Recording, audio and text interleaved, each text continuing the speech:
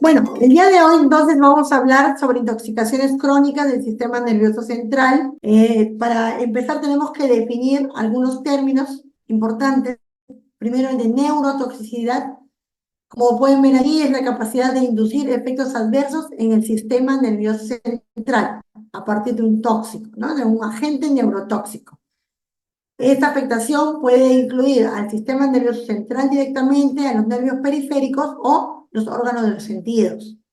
Se dice que un producto químico va a ser neurotóxico cuando puede inducir esta disfunción neural, pero de forma permanente, ¿ya? Entonces, esta disfunción puede darse eh, eh, a nivel de alteración y el efecto neurotóxico va a depender de varios factores. Uno, cuál es el producto químico, la dosis, la duración de la exposición y las características de la persona o del individuo. Si tienen alguna pregunta me pueden interrumpir, no hay ningún problema. En este otro cuadro estamos viendo los efectos neurotóxicos de acuerdo al nivel de alteraciones. Empezamos de abajo hacia arriba. Al principio, la persona solamente puede acusar síntomas que pueden ser subjetivos, ¿ya? Por ejemplo, una persona que está expuesta a un neurotóxico puede decir, siento mareos, siento un poco de dolor de cabeza. Posteriormente, ya los síntomas subjetivos se vuelven más persistentes y dice ahí irreversibles, ¿no? Que igualmente no se pueden detectar a través de un examen médico.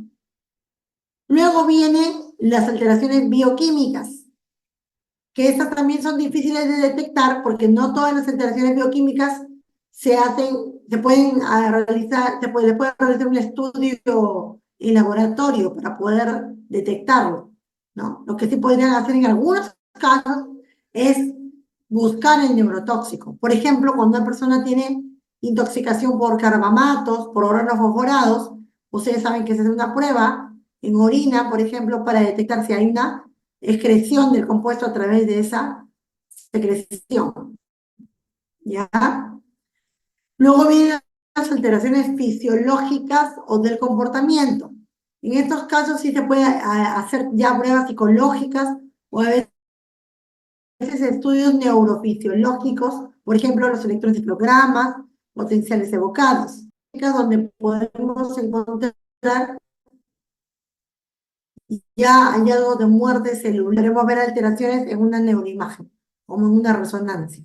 Aquí observamos el espectro del deterioro de la salud con el aumento de dosis de neurotóxicos, que es lo que acabo de mencionar, de izquierda a derecha, síntomas de alteración de las funciones del sistema nervioso, luego motor cognitivo, luego los signos neurológicos ya objetivos o neuropsiquiátricos y finalmente detección de estas alteraciones se tiene que implantar apenas el paciente acuse los síntomas y obviamente los signos, y lo que se debe hacer es retirar a la persona del centro de exposición o del lugar de exposición. Y el tratamiento cuando corresponde para eliminar el producto neurotóxico del organismo de la persona. Finalmente vienen las terapias de rehabilitación y las medidas preventivas para que el individuo no se vuelva a exponer al agente neurotóxico. Generales, los efectos motores, puede haber convulsiones, debilidad, temblores, falta de coordinación. Frecuentemente los pacientes que están afectados pueden tener dificultades en su concentración, memoria, aprendizaje, lenguaje, falta de iniciativa. Los efectos sensitivos, por ejemplo, dificultades en la agudeza visual, zumbidos de oídos, mareos, vértigos y alteraciones de parestesias, ¿no? Sensación de hormigueo, aumento de sensibilidad al frío. Y finalmente los efectos en el estado de ánimo, que se traducen como trastornos del sueño, depresión, ansiedad, irritabilidad. Bueno, los efectos neurotóxicos que estoy comentando se producen por diferentes productos, generalmente en ambientes laborales, por ejemplo, algunos gases, ácido sulfídrico, cianuro, óxido nitroso. No voy a revisar todo el cuadro con ustedes, no es el objetivo de la exposición, Pero sí quisiera que vean, pongan atención en la tercera columna, donde notamos que hay varias industrias con riesgo para las personas que trabajan en ellas, que son la agricultura, pesca, industria metalúrgica, minería, fábricas de gas. Y bueno, en caso del óxido nitroso, los que trabajan con anestesia, ¿ya? Y a la mano derecha, en la columna de la derecha, pueden ver alteraciones en diferentes tiempos, ¿no? A significa agudo, C con la exposición crónica. En la crónica pueden observar que los efectos más comunes incluyen encefalopatía, es decir, alteración de la conciencia, ataxia, neuropatía. En el último extremo, en la columna de abajo, perdón, en la fila de abajo dice entumecimiento de dedos de manos y pies. ¿Ya? Entonces, estos cuadros son para que vean la diversidad de compuestos que pueden generar neurotoxicidad a nivel del sistema nervioso central y periférico. Este otro ejemplo es de los metales, conocidos por todos. Por ejemplo, plomo, mercurio, manganeso, aluminio. ¿Dónde encontramos estos metales? También en la industria metalúrgica. Caso de manganeso, en las minas de manganeso. Y como pueden ver en la columna de la derecha, los efectos son muy parecidos. Encefalopatía, polineuropatía, temblor, irritabilidad, psicosis, mencionan por allí. Y en el caso del manganeso, parkinsonismo. Es decir, todos estos metales, cuando son expuestos al ser humano en forma crónica, generan una diversidad de efectos neurotóxicos. Aquí tenemos los monómeros neurotóxicos. ¿Qué son estos? Los plásticos. Acrilamida, disulfuro de carbono, estireno, poliestireno. Las que tienen, por ejemplo, que me están escuchando, sus casacas estas que venden en Saga Falabella, utilizan pues estas casacas que son parecidas al cuero y que no lo son, utilizan estos compuestos para su fabricación. Personas que trabajan en estas fábricas pueden tener todos estos efectos secundarios. Este otro, disolventes orgánicos asociados a neurotoxicidad. Pueden observar acá, hay diferentes compuestos. Las industrias parecidas, metalúrgica, alimentaria, producción de frigoríficos, todos los artefactos que ustedes tienen en casa, son fabricados en centros donde hay exposiciones a estos tóxicos. Efectos a la derecha, igual, encefalopatía, polineuropatía, síntomas de pérdida de audición, alteraciones visuales, etc. Y este último es de los pesticidas. Obviamente los pesticidas pueden generar efectos neurotóxicos más que nada donde se hace fumigaciones, ¿no? O sea, en grandes plantaciones, donde se practica la agricultura, uso de madera, invernaderos, y eso también genera problemas a largo plazo. En el caso de algunos metales, ya hablo del plomo. El plomo es un metal pesado, muy difundido en la corteza terrestre.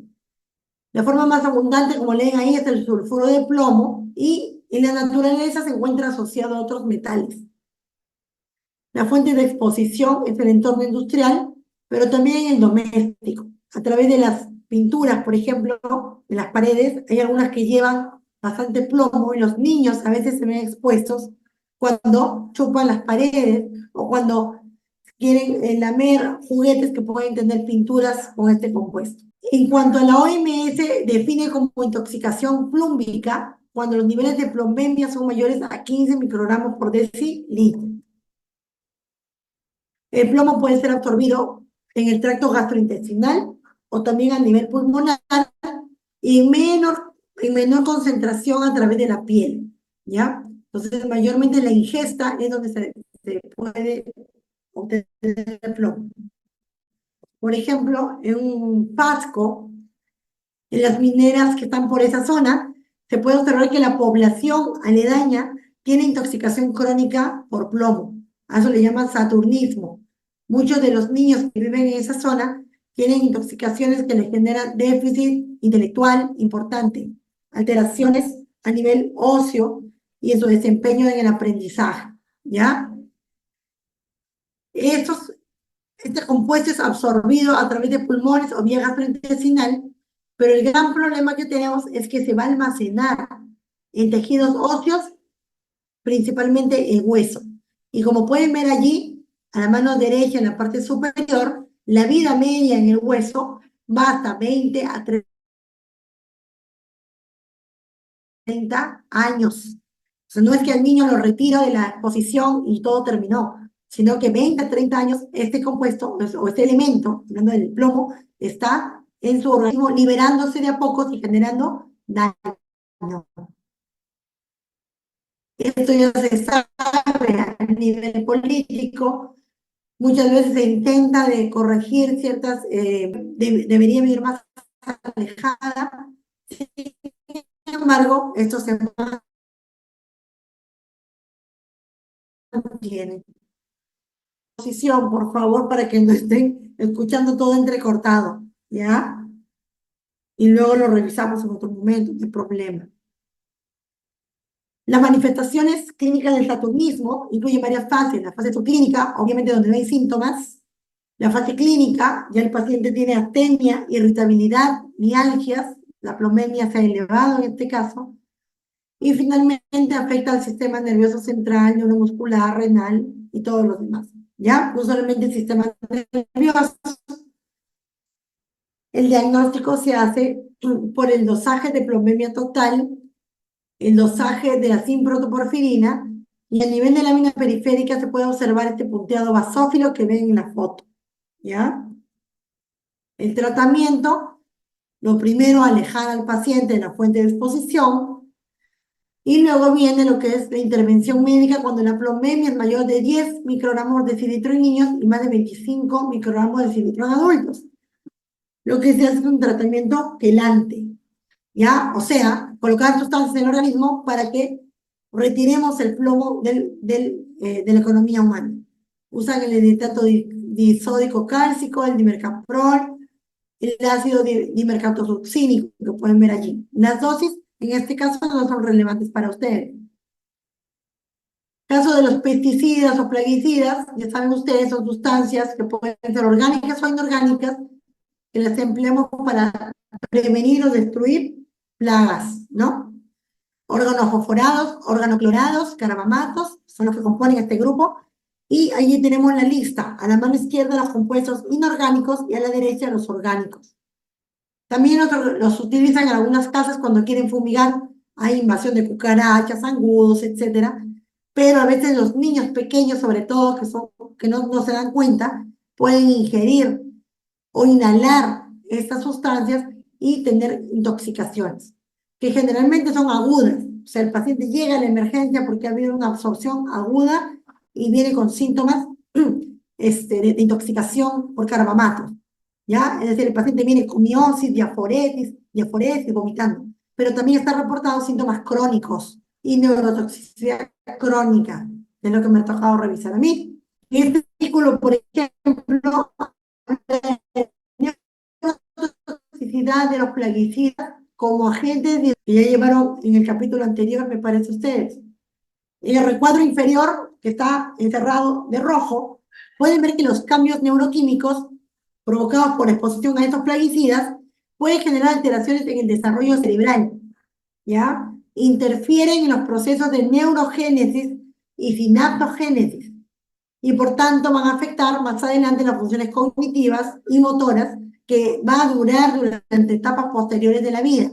Recordemos que el cerebro en desarrollo, o sea, de un niño, por estar en desarrollo, pueden tener alteraciones que van a durar toda su vida, no solamente durante la exposición al tóxico. Siguiente neurotóxico, más conocido por todos por las implicancias legales que conlleva, es la cocaína.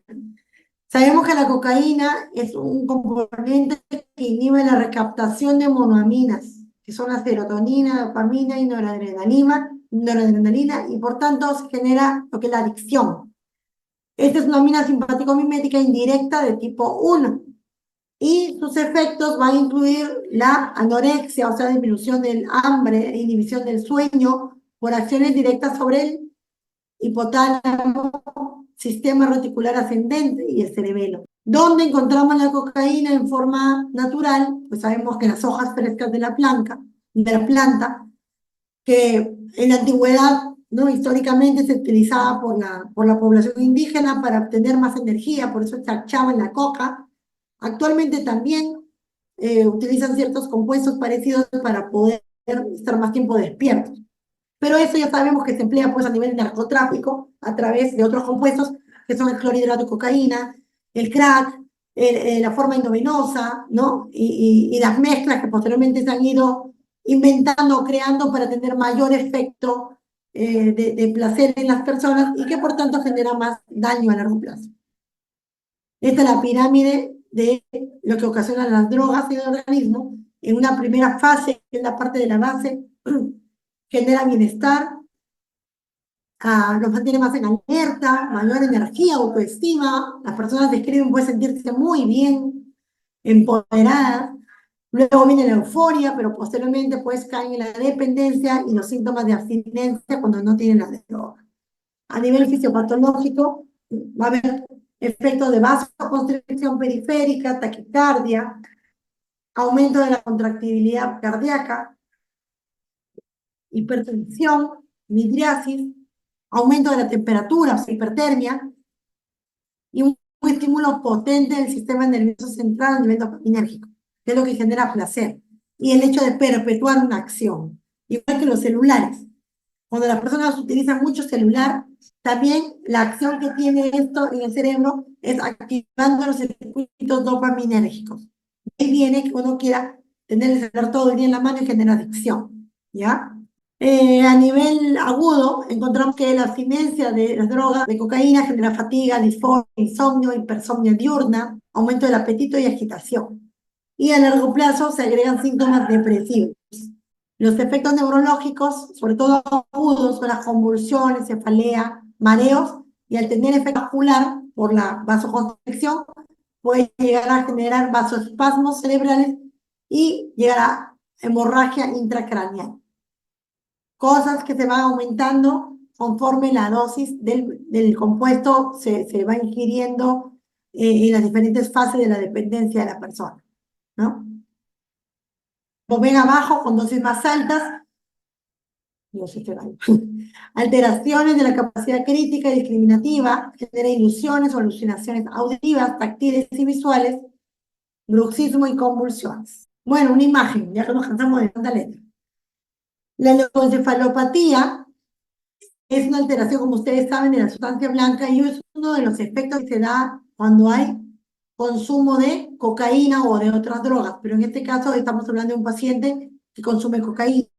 Como pueden observar, va a haber un daño de la sustancia blanca del cerebro progresivo. De izquierda a derecha vamos a ver las imágenes en la parte superior, cómo se va instaurando una hiperseñal periventricular en los lóbulos frontales, que son dos, ¿no? A nivel bilateral, y esta va aumentando conforme pasa el tiempo. Ven en la imagen superior derecha como ya hay una hiperseñal, es decir, la sustancia, es decir, la imagen más blanquecina de toda la sustancia blanca, es daño de axones. Vamos abajo, a la fila inferior, la hiperseñal sí se mantiene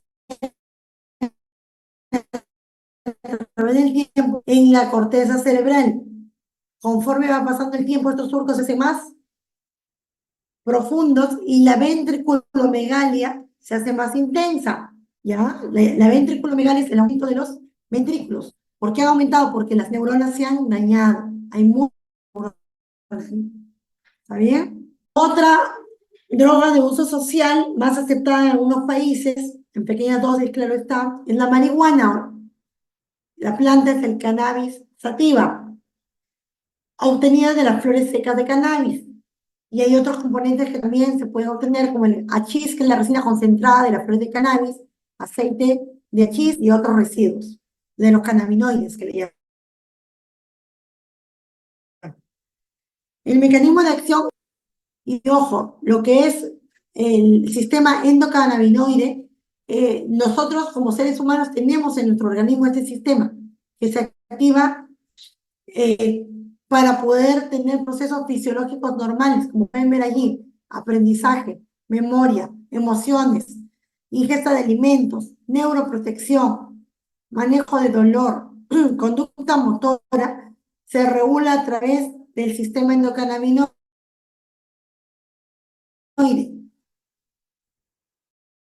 El nuestro, si no, este sistema endocannabinoide se regula a través de otros compuestos internos, CB1 y CB2. Los CB1 están concentrados principalmente en el cerebro y el sistema nervioso central, pero también pueden estar dispersos en otras partes del organismo. Los CB2, por el contrario, son receptores que se encuentran en órganos del sistema inmune, en órganos linfáticos, y están distribuidos en todo el cuerpo, ¿ya? Entonces, cuando uno consume la marihuana, tiene la marihuana varios compuestos que son el THC, tetrahidrocannabinol, el CBD, que es el cannabidiol, y el CBN, que es el cannabinol. ¿Por qué es importante todo esto? Porque si bien es cierto, mi clase es sobre intoxicación crónica, es decir, efectos indeseados de las drogas, en este caso, lo que es el cannabidiol se emplea actualmente dentro de la terapéutica médica para enfermedades como dolor oncológico, donde se utiliza el THC, epilepsia, se utiliza el CBD, el cannabidiol, compuestos que ya con evidencias científicas bastante claras y demostradas, sí mejoran la calidad de vida de los pacientes. Pero ojo, en enfermedades específicas. Ustedes van a ver, actualmente comercializan cannabidiol para enfermedades para la cual no han sido probadas. Presten mucha atención. Los médicos generales tienen la potestad de recetar cannabis, pero se está haciendo una generalización de la indicación de estos compuestos a nivel de la población para migraña, autismo, trastornos de aprendizaje, ¿qué me lo he visto? Problemas de concentración, problemas de depresión, es decir, usos para los cuales no se ha demostrado la efectividad y por el contrario pueden causar daño a los pacientes. Así que por favor, a revisar bien este tema porque ahorita ustedes van a salir, cuando sean médicos generales, a un momento en donde se está empleando bastante este compuesto a nivel general. ¿Ya? Quería hacer esa pausa brevemente con respecto a ello. Los efectos crónicos de la marihuana, al igual que la cocaína, efectos cognitivos, alteraciones de la memoria, la atención, alteraciones en el rendimiento psicomotor, en el caso de los jóvenes también el rendimiento escolar, ¿ya? Ausentismo escolar, abandono de trabajo, etc. Y lo que conlleva el abuso o dependencia de la droga, que es el abandono de los grupos sociales, el uso compulsivo del medicamento, llegan a veces a robar, ¿no? Cometer actos delictivos con la finalidad de poseer siempre la droga para su consumo. Y aquí pueden observar ya el cannabidiol en la presentación que lo tiene el Ministerio de Salud para condiciones necesarias. Pueden ver a la derecha, dolor crónico,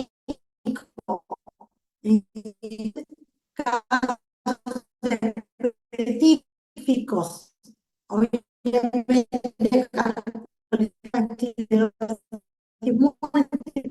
epilepsia,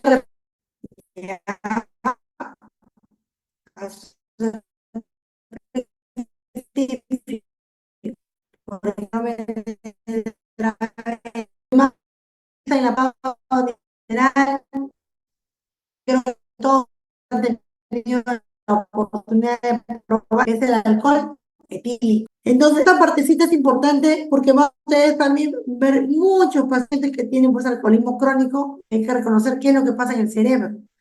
Atrofia del lóbulo frontal, a nivel de músculos hay miopatía alcohólica, ¿ya? Atrofia, debilidad, incluso cardiomiopatía, polineuropatías, es decir, alteraciones en la sensibilidad en piernas, pantorrillas, areflexia, úlceras neurotróficas en casos muy crónicos. También puede dañar el nervio óptico, pacientes con neuropatía óptica. A la izquierda podemos observar los efectos en otros órganos, no solamente el sistema nervioso se ve afectado, como observar ahí, la gastritis, cirrosis, cáncer de garganta, pancreatitis, etcétera. A nivel del sistema nervioso central, vemos a la mano derecha, está el cerebrito, el alcohol daña las células cerebrales y a la derecha produce amnesia, pérdida de la conciencia, disminución del autocontrol, alteración de las funciones motoras, afecta la capacidad de concentración y produce pérdida progresiva de la memoria y otros efectos neurocognitivos. Aquí, una imagen vale más que mil palabras, se sabe. A la izquierda, una imagen de una resonancia magnética coronal de una persona normal de 43 años, se puede hacer mi cerebro fácilmente. Y a la derecha, ¿no? En comparación, la imagen de una persona alcohólica, bien de 43 años, donde claramente pueden observar la atrofia córtico-subcortical difusa generalizada que se produce. Es decir, muerte neuronal, daño cerebral marcado y alteración, por tanto, de la función cognitiva, aprendizaje, social, y bueno, todo lo que eso conlleva, ¿ya? La ventriculomegalia igualmente. Y la última imagen de la derecha, que está solita ahí, también es una foto similar, donde pueden también ver una dilatación ventricular marcada, en este caso, de una imagen axial, ¿no? Una tomografía axial, donde se observan mejor los ventrículos posteriores. Muy bien, eso es lo que quería comentarles. Muchísimas gracias.